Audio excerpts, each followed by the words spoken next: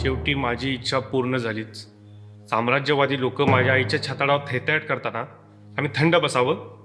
आम्हाला दाखवून द्यायचं होतं आम्ही क्रांतिकारी त्यांच्याच भूमीत त्यांना जबर धक्का देऊ शकतो. मग काय, वायलीचा मुर्दाच पाडला.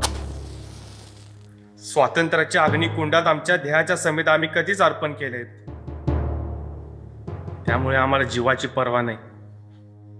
फिरंग्यांच्या पाशातून भारत मातेची मुक्तता करण्यासाठी आमचा देह कामी यावा यासारखे सौभाग्य माती नाही. म्हणूनच फाशीच्या वेदीवर म्हणालो, आत्मबलिदान कसं करावं ही एकच शिकवण सध्या हिंदुस्थानात देण्यायोग्य आहे.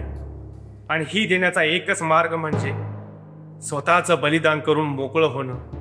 याच जाणीवेनं प्रेरित होऊन मी प्राणार्पण करतोय. माझ्या हौतात्म्याचा मला अभिमान आहे. त्याच भारतभूचे संतान म्हणून मला पुनर्जन्म प्राप्त हो आणि याच पवित्र कार्यात माझा देह पुन्हा पडो इतकीच ईश्वर चरणी प्रार्थना.